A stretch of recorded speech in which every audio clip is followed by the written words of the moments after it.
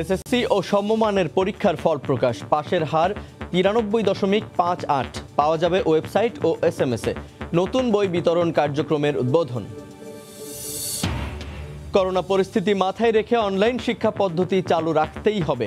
এসএসসির ফল প্রকাশ ও বই বিতরণ অনুষ্ঠানে প্রধানমন্ত্রী সবাইকে টিকা নেয়ার আহ্বান।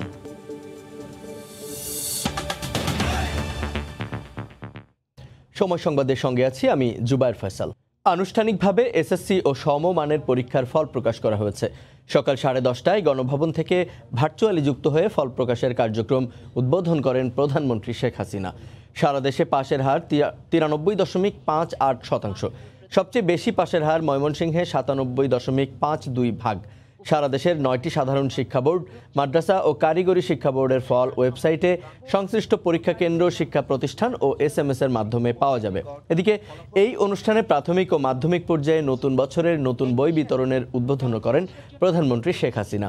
আগামী 4 জানুয়ারির মধ্যে সারা দেশের শিক্ষার্থীদের হাতে নতুন বই পৌঁছে দেওয়া হবে।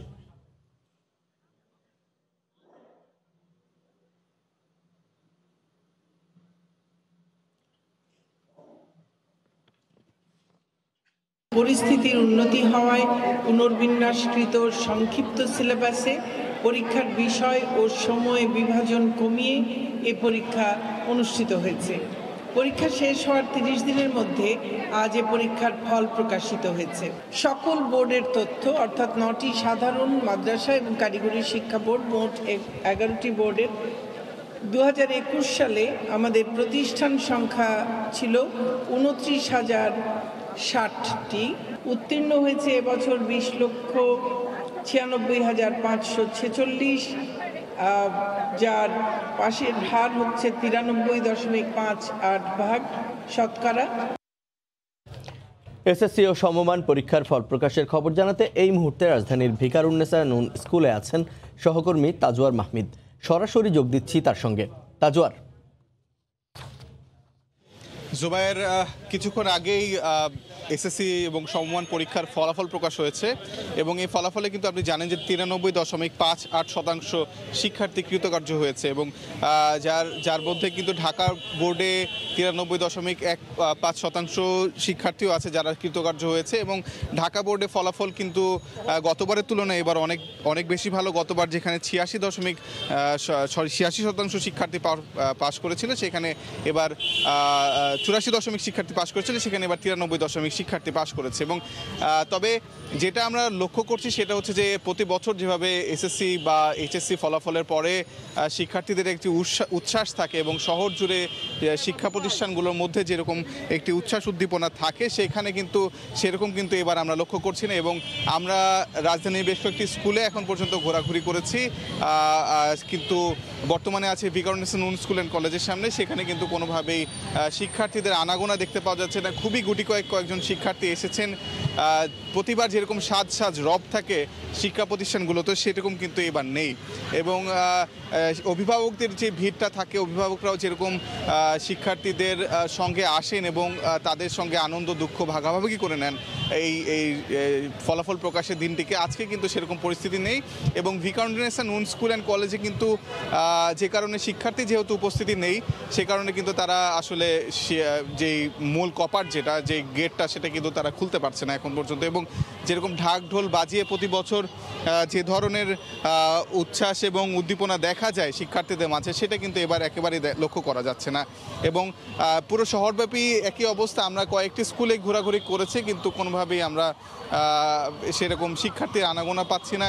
এবং অনেকেই যেহেতু মোবাইলেই বা ওয়েবসাইটের মাধ্যমে ফলাফল পাচ্ছে, তাই তারা বাসায় বসেই আসলে হয়তো ফলাফলগুলো দেখছে। এবং আপনি জানেন যে আজকে কিন্তু মোবাইল এবং ওয়েবসাইটের মাধ্যমে ফলাফল পাওয়া যাচ্ছে এবং আগামীকাল অর্থাৎ 31 ডিসেম্বর থেকে 6 জানুয়ারি পর্যন্ত কিন্তু এই ফলাফলগুলো পুনর্মূল্যায়নের জন্য, যদি কারো এটা নিয়ে সন্দেহ প্রকাশ করে, সেক্ষেত্রে তারা কিন্তু পুনর্মূল্যায়ন করার জন্য সুযোগ রয়েছে। তো জুবায়ের ফয়সালের কাছে এই ছিল আমার কাছে সর্বশেষ। এসএসসি ফল প্রকাশের খবর জানাতে রাজধানীর ভিকারুন্নেসা নূন স্কুল থেকে যোগ দিয়েছিলেন সহকর্মী তাজওয়ার মাহমিদ। ফল প্রকাশের খবর জানাতে এই মুহূর্তে চট্টগ্রামের ডাক্তার খাস্তগীর বালিকা উচ্চ বিদ্যালয়ে আছেন রিপোর্টার ফেরদৌস লিপি এবং রাজশাহী বোর্ডে আছেন সাইফুর রহমান রকি ও সিলেট শিক্ষা বোর্ডে আছেন সহকর্মী ইকরামুল কবির। সরাসরি তাদের সঙ্গে যোগ দেব। প্রথমেই যাচ্ছি লিপির কাছে।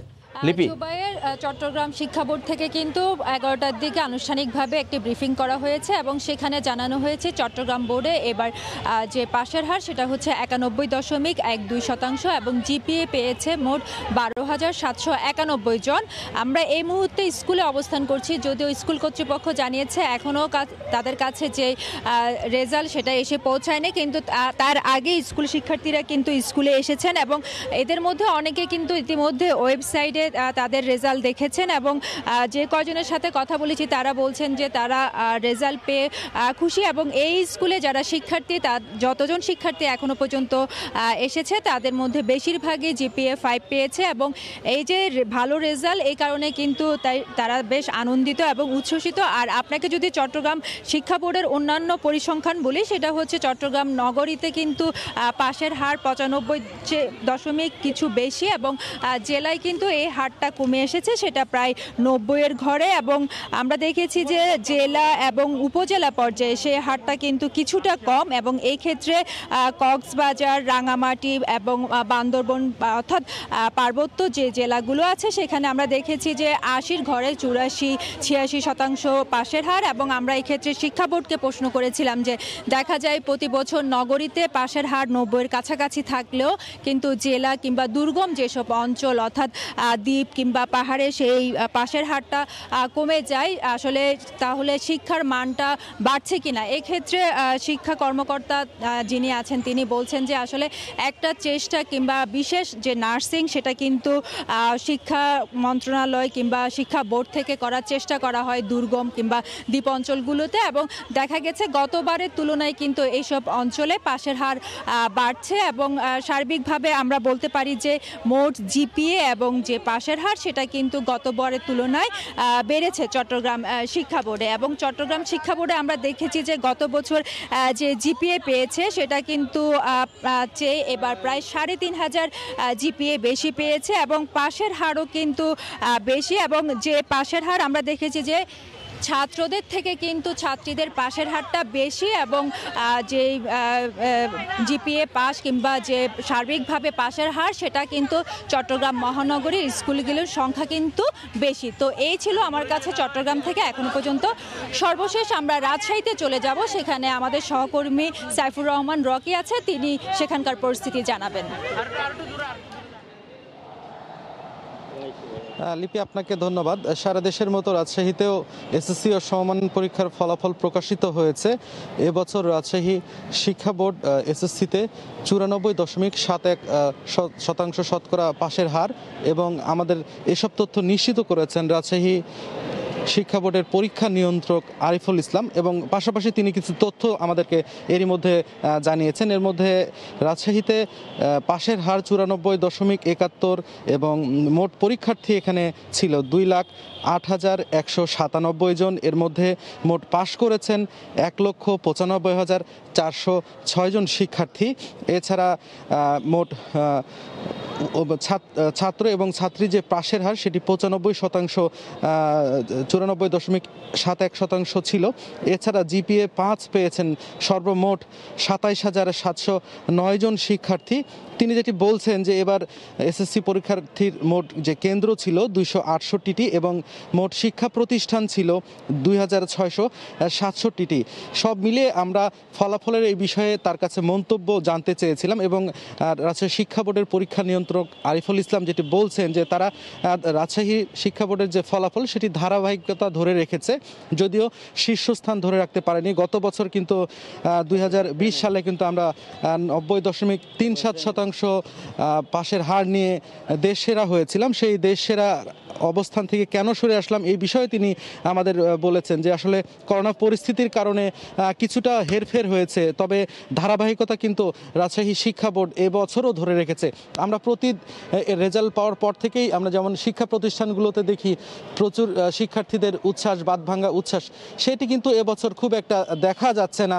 কারণ আপনারা জানেন যে ঘরে বসে SMS এর মাধ্যমেই শিক্ষার্থীরা তাদের ফলাফল পেয়ে যাচ্ছে এবং করোনা পরিস্থিতির কারণে কিন্তু শিক্ষা প্রতিষ্ঠানগুলো তো খুব একটা ভিড় নেই বললেই চলে। তবে শিক্ষা প্রতিষ্ঠান প্রধানরা কিন্তু তাদের ভালো ফলাফলের জন্য উচ্ছ্বাস প্রকাশ করেছেন। তো এই ছিল আমার কাছে রাজশাহী শিক্ষা বোর্ডের প্রাপ্ত সর্বশেষ ফলাফল। এখন আমরা চলে যাচ্ছি সিলেটে, সেখানে আছেন সহকর্মী ইকরাম। ধন্যবাদ রকি। সিলেট শিক্ষা বোর্ডের 21 বছরের ইতিহাসে সর্বোচ্চ ফলাফল করেছে এবার পাশের দিক দিয়ে এবং GPA 5-এর দিক দিয়ে এবার সর্বোচ্চ ফলাফল হয়েছে। শিক্ষার যে পাশের হার সেটা 96.78 এবং GPA 5-এর দিক দিয়ে 4834 জন এবার পাস করেছেন এবং GPA 5 পেয়েছেন।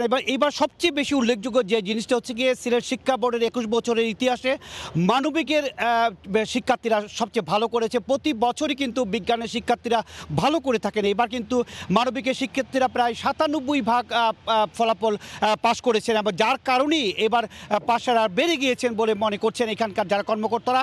এই শিক্ষা বোর্ডের এবার ভালো ফলাফলের কারণে আপনারা দেখতে পাচ্ছেন আমার সাথে শিক্ষা বোর্ডের শীর্ষ পর্যায়ের কর্মকর্তারা এখানে আছেন। সচিব রয়েছেন, পরীক্ষা নিয়ন্ত্রক রয়েছে সচিব মোহাম্মদ কবির আহমদ, অধ্যাপক মোহাম্মদ কবির আহমদ সচিব যিনি ভারপ্রাপ্ত চেয়ারম্যান দায়িত্বে আছেন এবং পরীক্ষা নিয়ন্ত্রক অধ্যাপক অরুণ চন্দ্র পাল, ওনারা সবাই আমার সাথে আছেন এবং বিভিন্ন স্তরের কর্মকর্তারা আমাদের সাথে আছেন। এই আনন্দঘন পরিবেশে আমি জানতে চাইব শিক্ষা বোর্ডের সচিব অধ্যাপক মোহাম্মদ কবির আহমদ, আপনাকে আমাকে বলবেন এবার এই ভালো ফলাফল করার পেছনে কারণটা কি? যে করোনা পরিস্থিতির মাঝে শিক্ষার্থীরা পরীক্ষা দিয়েছে, তারপরে এত ভালো ফলাফল কিভাবে হলো?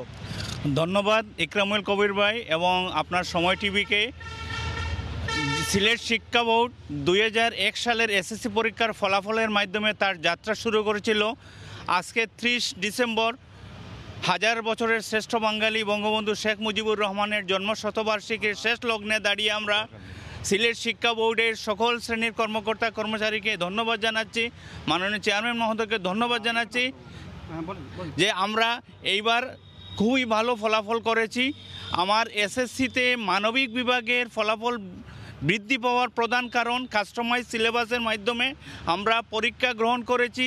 যদিও ভার্চুয়ালি আমরা ক্লাস করতে পারি নাই, কিন্তু আমাদের ফিজিক্যালি ক্লাস করতে পারে নাই, কিন্তু ভার্চুয়ালি আমরা ক্লাস করেছি। আমার শিক্ষকরাও সচেতনভাবে ক্লাস করেছে, বিদায় আমরা এইবার আর্টসে আমরা ভালো রেজাল্ট করায় সামগ্রিক ফলাফলটা বৃদ্ধি পেয়েছে। শুনছিলেন শিক্ষা বোর্ডের সচিব মহোদয় বলছিলেন যে এই করোনা পরিস্থিতির মাঝেও যারা ভার্চুয়ালি ক্লাস করেছে বাসা বাড়িতে বসে এবং এ কারণেই ফলাফল ভালো হয়েছে এবং আগামীতে এই ফলাফল ধরে রাখার জন্য শিক্ষা বোর্ডের সকল কর্মকর্তারা চেষ্টা চালিয়ে যাবেন। মোটামুটি এই ছিল সিলেট শিক্ষা বোর্ডে যে চূড়ান্ত ফলাফল এবং সর্বোচ্চ ফলাফল করেছে তার সর্বশেষ খবর। সিলেট থেকে সহকর্মী ইকরামুল কবির। এর আগে চট্টগ্রাম থেকে ফেরদৌস লিপি এবং রাজশাহী থেকে সাইফুর রহমান রকি জানাচ্ছিলেন SSC পরীক্ষার ফল প্রকাশের পরবর্তী পরিস্থিতির খবর। অনলাইন শিক্ষা পদ্ধতি চালু রাখার প্রয়োজনীয়তা তুলে ধরে প্রধানমন্ত্রী শেখ হাসিনা বলেছেন, করোনার প্রাদুর্ভাব বেড়ে গেলে পরিস্থিতি সামাল দেওয়ার জন্য প্রস্তুতি নিয়ে রাখতে হবে শিক্ষা মন্ত্রণালয়কে। সকালে ভার্চুয়াল অনুষ্ঠানে গণভবন থেকে SSC পরীক্ষার ফল প্রকাশ ও নতুন বছরের বই বিতরণ অনুষ্ঠানে একথা বলেন তিনি। প্রধানমন্ত্রী জানান, সবার জন্য করোনার টিকা নিশ্চিত করতে প্রান্তিক পর্যায়ে নেওয়া হচ্ছে ভ্যাকসিনেশন কার্যক্রম। আমরা প্রতি বছর এই পদক্ষেপটা নিয়েছি আর বই উৎসব আমরা করি, তবে করোনার কারণে আমরা বই উৎসবটা করতে পারিনি। তবে বই সকলের হাতে যাতে পৌঁছে যায় সে ব্যবস্থাটা কিন্তু নেওয়া হয়েছে। আর তাছাড়া এখন ডিজিটাল বাংলাদেশ, সমগ্র বাংলাদেশে আমরা কিন্তু বিশেষ করে ডিজিটাল সেন্টার প্রতিষ্ঠা করে দিয়েছি। অনেক স্কুল সেখানে আমরা মাল্টিমিডিয়া ক্লাসরুম করে দিয়েছি। অভিভাবকদেরও আমি অনুরোধ করব যে আপনারাও তাদেরকে সহযোগিতা করবেন। অনলাইনে বা মোবাইল ফোনের মাধ্যমে দিচ্ছি, এ ব্যাপারে অভিভাবকদেরও এগিয়ে আসতে হবে, সহযোগিতা করতে হবে যাতে তাদের ছেলেমেয়েরা যেন বসে পড়াশোনা করতে পারে। অনলাইনে শিক্ষাটা চালু রাখতেই হবে, কারণ করোনা কখনো বাড়ছে কখনো কমছে। আর আমরা সবসময় যেটা লক্ষ্য করেছি যে এই শীতের পরপর যেন এর প্রাদুর্ভাবটা আবার বেড়ে যায়। কাজেই এখন থেকে শিক্ষা মন্ত্রণালয়কে সেই প্রস্তুতি নিতে হবে যে যদি প্রাদুর্ভাব বেশি দেখা দেয়, যেহেতু স্কুলগুলি চালু রাখা সম্ভব হবে না, যে কারণে অনলাইনে শিক্ষা যাতে প্রত্যেক ঘরে ঘরে পৌঁছায় সে ব্যবস্থাটা নিতে হবে। কারণ এখন কিন্তু বিদ্যুতের সমস্যা নাই, বিদ্যুৎ সব জায়গায় আছে। এসএসসি পরীক্ষার ফলে সবচেয়ে বেশি পাশের হার ময়মনসিংহ বোর্ডে। এই মুহূর্তে ময়মনসিংহ নগরীর বিদ্যাময়ী সরকারি বালিকা উচ্চ বিদ্যালয়ে আছেন সহকর্মী সাদিকুর রহমান। সরাসরি যোগ দিচ্ছি তার সঙ্গে। সাদিক, জুবায়ের, আসলে দীর্ঘদিন করোনা পরিস্থিতির কারণে যেই শিক্ষা কার্যক্রম থেকে শিক্ষার্থীরা দূরে ছিল, এরপরে 15 নভেম্বর যেই এসএসসি এবং সমমানের পরীক্ষা সারা দেশে অনুষ্ঠিত হয়েছিল, সেই পরীক্ষার 1 মাস পর কিন্তু এই ফলাফল আজকে হাতে পেয়েছে শিক্ষার্থীরা। এবং ফল প্রকাশিত হওয়ার পর কিন্তু তারা উচ্ছ্বসিত। এবং একটা বিষয় যে বিভিন্ন শিক্ষা বোর্ডে যে 9টি শিক্ষা বোর্ড রয়েছে এসএসসির, সেই 9টি শিক্ষা বোর্ডের মধ্যে কিন্তু ময়মনসিংহ শিক্ষা বোর্ড এইবার সবচেয়ে বেশি কিন্তু তারা পাশের হার, যেটা 97.52% পাশের হার, এবং যে জিপিএ 5 পেয়েছে 10,092 জন। এতে কিন্তু আসলে শিক্ষা বোর্ডের মাধ্যমে আমরা যে তথ্য পেয়েছি, এই যে দীর্ঘদিন পড়াশোনার পরেও দীর্ঘদিন গ্যাপ ছিল, শিক্ষার্থীরা ঠিকমতো পরীক্ষার প্রস্তুতি নিতে পারেনি, কিন্তু হুট করে যে পরীক্ষা হলো, ঘোষণা হলো, এর মধ্যেও পরীক্ষা দিয়েছে, এত ভালো ফলাফল করতে পেরেছে। এই জন্য অনেক শিক্ষার্থীর সাথে আমি কথা বলেছি, তারা আসলে খুবই উচ্ছ্বসিত।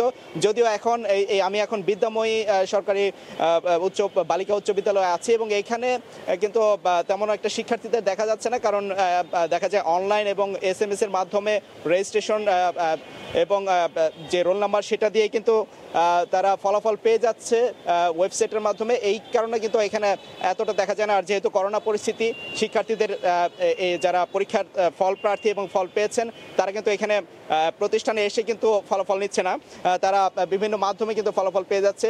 তো একটা বিষয় জানিয়ে রেখে যে সারা দেশেই কিন্তু এসএসসি ও সমমানের পরীক্ষায় যে গড় পাশের হার ছিল 93.58%, আর 9টি শিক্ষা বোর্ডের অধীনে শুধু এসএসসি কিন্তু গড় পাশের হার 94.08%। সেই তুলনায় দেখা যায় ময়মনসিংহ শিক্ষা বোর্ডে 97.52% যে পাশের হার। এতে কিন্তু আসলে এখানের যারা শিক্ষার্থীরা আছেন, তারা কিন্তু সবাই খুবই উচ্ছ্বসিত। এই ছিল আসলে এখান থেকে সর্বশেষ তথ্য। এসএসসিতে পাশের হারে সবচেয়ে ভালো ফল করা ময়মনসিংহ থেকে সবশেষ খবর জানাচ্ছিলেন সহকর্মী সাদিকুর রহমান।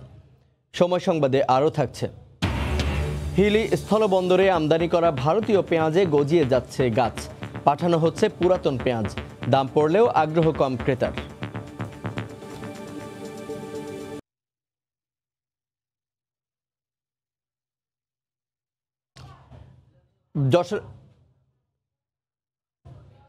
যশোরে বিমানবাহিনী একাডেমিতে রাষ্ট্রপতি কুচকাওয়াজ অনুষ্ঠানে গণভবন থেকে ভার্চুয়ালি যুক্ত হয়ে এই মুহূর্তে বক্তব্য রাখছেন প্রধানমন্ত্রী শেখ হাসিনা। সরাসরি যাচ্ছি সেখানে। এবং আমার ছোট্ট 10 বছরের ভাই শিশু রাসেল সহ অনেক পরিজনকে আমি তাদের আত্মা মাগফিরাত কামনা করি। মহান মুক্তিযুদ্ধে যারা শহীদ হয়েছেন, আমি তাদেরকেও স্মরণ করছি এবং আমাদের বীর মুক্তিযোদ্ধাদের জানাই সালাম। বিমান বাহিনীর সীমিত শক্তি নিয়ে সেই মুক্তিযুদ্ধে অংশগ্রহণ করেছিল, এবং আমরা সব সময় সেই বিমান সদস্যদের, যারা তখন মহান মুক্তিযুদ্ধে অংশগ্রহণ করে আমাদের বিজয়কে ত্বরান্বিত করে, তাদেরকে শ্রদ্ধার সাথে স্মরণ করি। জাতিপিতা বঙ্গবন্ধু শেখ মুজিব স্বাধীন জাতি হিসেবে বাঙালিকে গড়ে তুলেছিলেন, সেই সাথে সাথে একটি প্রদেশকে রাষ্ট্র হিসেবে গড়ে তুলেছিলেন। বাংলাদেশের স্বাধীনতা সার্বভৌমত্ব রক্ষার জন্য তিনি সশস্ত্র বাহিনী গড়ে তোলেন, সেনা নৌ বিমান বাহিনী। এবং তিনি চেয়েছিলেন যে বাংলাদেশটা সার্বভৌম দেশ হিসেবে প্রতিষ্ঠিত হবে, বিশ্বে মাথা উঁচু করে চলবে। তিনি যখন দায়িত্ব নেন, তখন একটা যুদ্ধবিধ্বস্ত দেশ, 1 কোটি শরণার্থী ভারতে আশ্রয় নিয়েছিল, তাদের পুনর্বাসন। পাকিস্তানি হানাদার বাহিনী যে গণহত্যা চালিয়েছিল, তাতে ক্ষতিগ্রস্ত প্রতিটি পরিবারকে আর্থিক সহায়তা প্রদান, নির্যাতিত মা বোন তাদের পুনর্বাসনের ব্যবস্থা, যারা আহত এবং পঙ্গু তাদের চিকিৎসার ব্যবস্থা, সমস্ত মুক্তিযোদ্ধা সহ বাংলাদেশে তাদের গণহত্যার কারণে যারা আহত ছিল তাদের চিকিৎসা সহ, পাশাপাশি একটা বিধ্বস্ত বাংলাদেশ, সে বাংলাদেশকে গড়ে তোলার কাজ তিনি হাতে নেন। কোনো রিজার্ভ মানি ছিল না, কারেন্সি নোট ছিল না, বলতে গেলে ধ্বংসস্তূপের উপর দাঁড়িয়ে শূন্য থেকে তিনি যাত্রা শুরু করেন। কিন্তু সে সময়ও তিনি চেয়েছিলেন আমাদের স্বাধীনতার সার্বভৌমত্বের প্রতীক আমাদের সশস্ত্র বাহিনী গড়ে উঠুক, তাই তিনি প্রতিটি প্রতিষ্ঠান গড়ে তুলেছিলেন এবং বিমান বাহিনীর জন্য ওই সময় বন্ধুপ্রতিম দেশের কাছ থেকে তিনি অত্যাধুনিক যুদ্ধ বিমান MiG-21 ক্রয় করেন। MiG-21 আমাদের মুক্তিযুদ্ধের সময় কিন্তু ব্যবহার করা হয়েছিল, ভারতীয় বিমান বাহিনীতে এটা ব্যবহার হয়। কাজে জাতির পিতা স্বাধীনতার পরপরই MiG-21 ক্রয় করেন এবং সেই সাথে সাথে হেলিকপ্টার, পরিবহন বিমান, র্যাডার সহ বিভিন্ন যুদ্ধ সামগ্রী তিনি ক্রয় করেছেন। আমাদের সশস্ত্র বাহিনীকে আধুনিক করে গড়ে তোলার জন্য 1974 সালে তিনি একটা প্রতিরক্ষার নীতিমালা প্রণয়ন করেন। আমরা সরকার গঠন করার পর অন্তত 21 বছর পর আওয়ামী লীগ সরকার গঠন করে। আমরা সরকার গঠন করার পর আমাদের বিমান বাহিনীকে আরও আধুনিক করে গড়ে তোলার জন্য এবং জাতির পিতার সেই স্বপ্নকে বাস্তবায়নের জন্য বিভিন্ন পদক্ষেপ হাতে নিই। যে ভিত্তিটা তিনি তৈরি করেছিলেন, যে একাডেমি প্রতিষ্ঠা করা থেকে শুরু করে বিভিন্নভাবে আমাদের সশস্ত্র বাহিনীকে শক্তিশালী করার, যদিও জাতির পিতাকে হত্যার পর এরপর পরপর সামরিক শাসকরাই ক্ষমতা এসেছে, কিন্তু আমাদের সশস্ত্র বাহিনীর সার্বিক উন্নয়নে তেমন কোনো পদক্ষেপ তারা নেয়নি, কারণ ক্ষমতা দখল আর ক্ষমতা ভোগ করাটাই ছিল তাদের একমাত্র লক্ষ্য। আওয়ামী লীগ 96 সালে সরকার গঠন করে, তারপর থেকেই আমরা আমাদের স্বাধীনতা সার্বভৌমত্বের প্রতীক এই সশস্ত্র বাহিনীর সার্বিক কল্যাণে কাজ শুরু করি এবং বিমান বাহিনীকে শক্তিশালী করবার জন্য আমরা পদক্ষেপ নেই। তা আজকের যে বিমান বাহিনী একাডেমি, সেই একাডেমি আমরা প্রতিষ্ঠা করেছি, যেখানে আজকে আমাদের নবীন অফিসাররা তারা প্রশিক্ষণ নিয়েছেন। সেই সাথে সাথে ফিলিস্তিন, নেপাল, জাম্বিয়া, শ্রীলঙ্কা সহ বিদেশি অনেক অফিসার ক্যাডেটও এখানে এখন প্রশিক্ষণ নিচ্ছে। জাতির পিতার যে লক্ষ্য ছিল যে একটা পেশাদার উন্নত সশস্ত্র বাহিনী গড়ে তুলবেন, আর সেই লক্ষ্য নিয়েই তিনি যে প্রতিরক্ষা নীতিমালা প্রণয়ন করে দেন, আমরা তারই আলোকে ফোর্সেস গোল 2000 আমরা 30 পর্যন্ত আমরা প্রণয়ন করেছি এবং তা আমরা বাস্তবায়ন করাও শুরু করে দিয়েছি। এবং সেই সাথে সাথে আমরা সরকারে আসার পর 96 সালে MiG-29 ক্রয় করি। যদিও এটা ক্রয় করতে যে তার পরবর্তী সরকার আমার বিরুদ্ধে MiG কেন কিনলাম তার জন্য 2টা মামলা দেয়। যাই হোক, ওটা আমি পরোয়া করি না, কারণ এই মামলায় তারা কোনো কিছু প্রমাণ করতে পারেনি। আমি MiG-29 সংযোজন করি সুপার পরিসর C-130 পরিবহন বিমান, উচ্চ ক্ষমতা সম্পন্ন আকাশ প্রতিরক্ষা র্যাডার সহ বিভিন্ন যে সরঞ্জাম ক্রয় করি এবং প্রশিক্ষণকে আমরা বেশি গুরুত্ব দিই। দ্বিতীয় দফা যখন আমরা সরকার গঠন করি 2008 নির্বাচনে জয়ী হয়ে 2009, তারপর থেকে আমরা আরও পদক্ষেপ নিয়েছি। আমরা অত্যাধুনিক যুদ্ধ বিমান, হেলিকপ্টার, এয়ার ডিফেন্স রাডার, ক্ষেপণাস্ত্র এবং আমরা প্রয়োজনীয় আধুনিক সরঞ্জামাদি এবং ভূমি থেকে ক্ষেপণাস্ত্র যাতে প্রেরণ করে তার ব্যবস্থাও আমরা নিয়েছি, যেটা আগে কখনো ছিল না।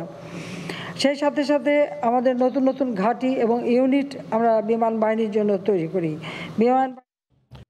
ঢাকায় কর্মরত বিদেশি গণমাধ্যমের সাংবাদিকদের সংগঠন ওকাবের প্রেস দ্য মিট অনুষ্ঠান শেষে সাংবাদিকদের সঙ্গে কথা বলছেন আইনমন্ত্রী অ্যাডভোকেট আনিসুল হক। সরাসরি চলে যাচ্ছি সেখানে। শর্তযুক্ত মুক্তি দিয়েছে। শর্তের মধ্যে ছিল এই যে তিনি বাসায় চিকিৎসা নেবেন। বাসায় চিকিৎসা নেবেন মানে হাসপাতালে যেতে পারবেন না এমন কথা না, তিনি তো হাসপাতালে গেছেনই, সেখানে কিন্তু আমরা কোনো বাধা দিইনি। আর একটা হচ্ছে তিনি বিদেশ যেতে পারবেন না। এবং তারপরে আছে 401 ধারার উপধারা 2, 3, 4, 5, 5-এর এই 6 এবং এই কোনোটার মধ্যেই কিন্তু নাই যে যেই অ্যাপ্লিকেশনটা, আবেদনপত্রটা একবার ডিসপোজড অফ হয়েছে ওটা টান দিয়ে এনে নতুন করে আবার ওটাকে করার, এটা কিন্তু কোনো আইনে নাই।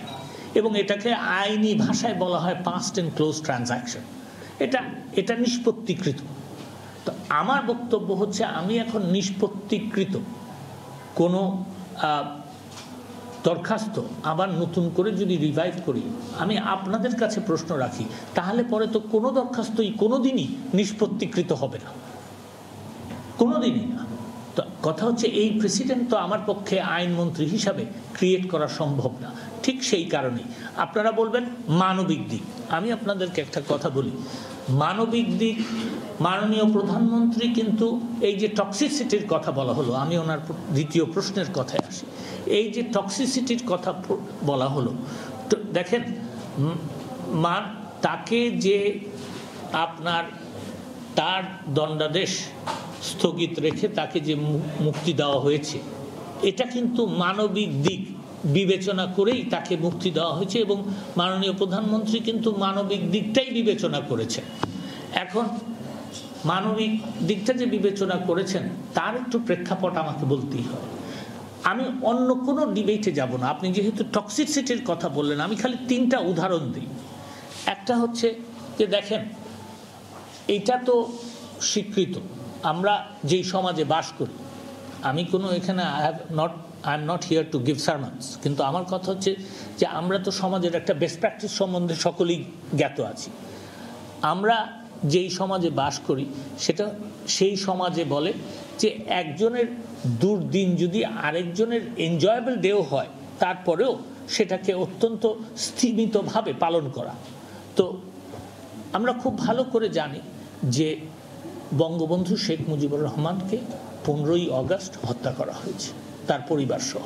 আমরা এটাও জানি, রেকর্ড থেকে এটাও প্রমাণিত যে বেগম খালেদা জিয়ার জন্মদিন 15ই আগস্ট নয়, কিন্তু তারপরেও 15ই আগস্ট তিনি জন্মদিন পালন করেন। এটা কিসের, কোন বিষয়টাকে কটাক্ষ করা, কোন বিষয়টা ঘটনা ঘটে গেছে সেটাকে আনন্দ হিসাবে নেওয়ার, সেটা আপনারা বিবেচনা করেন। 2 নম্বর, দেখেন এই 1996 সনের 15ই ফেব্রুয়ারি নির্বাচন সম্বন্ধে আমার মনে হয় না আপনাদেরকে আমার কিছু বলতে হবে। সেই নির্বাচনে, সেই ভোটারবিহীন নির্বাচনে একটা পার্লামেন্ট নির্বাচিত করে, এটা তো সকলেই জানেন, আপনারা যারা সাংবাদিক তারা আরো ভালোভাবে জানেন যে লেফটেন্যান্ট কর্নেল খন্দকার আব্দুর রশিদ হচ্ছে বঙ্গবন্ধুর খুনি। আমদানি করা ভারতীয় পেঁয়াজে গজিয়ে যাচ্ছে গাছ। পুরাতন পেঁয়াজ পাঠানো হচ্ছে বলে অভিযোগ করেছেন ব্যবসায়ীরা। দাম পড়লেও গুণগত মান ভালো না হওয়ায় কিনতে আগ্রহ হারাচ্ছেন পাইকাররা। হিলি প্রতিনিধি শফিকুল ইসলাম শফিকের পাঠানো রিপোর্ট।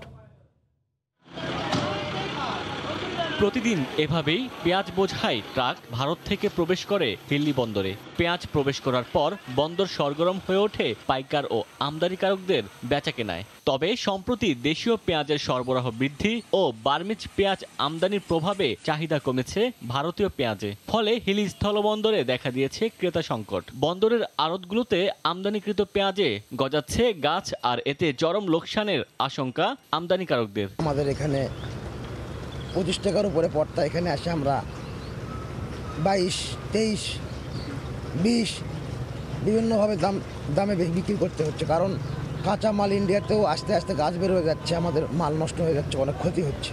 দেশি পেঁয়াজের পর্যাপ্ত চাপ, যার কারণে পেঁয়াজের বাজার একটু কমে গেছে। এদিকে গুণগত মান ভালো না থাকায় পেঁয়াজ কিনতে এসে বন্দর থেকে ঘুরে যাচ্ছেন অনেক পাইকাররা। ইন্ডিয়ান যে পেঁয়াজগুলো আসতেছে, পেঁয়াজ খুব গাছ, এই জন্য আপনার বাংলাদেশের চাহিদা কম। ভারত থেকে যেগুলো পেঁয়াজ আসতেছে এগুলো পেঁয়াজ কাঁচার কারণে এগুলো পেঁয়াজ গাছ হচ্ছে।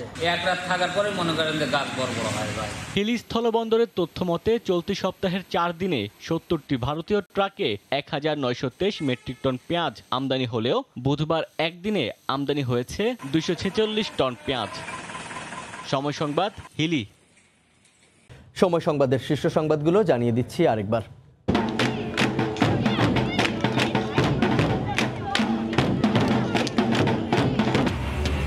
এসএসসি ও সমমান পরীক্ষার ফল প্রকাশ। পাশের হার 93.58 পাওয়া যাবে ওয়েবসাইট ও SMS-এ। নতুন বই বিতরণ কার্যক্রমের উদ্বোধন। করোনা পরিস্থিতি মাথায় রেখে অনলাইন শিক্ষা পদ্ধতি চালু রাখতেই হবে এসএসসির ফল প্রকাশ ও বই বিতরণ অনুষ্ঠানে প্রধানমন্ত্রী। সবাইকে টিকা নেয়ার আহ্বান। এই ছিল সময় সংবাদে, সঙ্গে থাকুন সময়ের।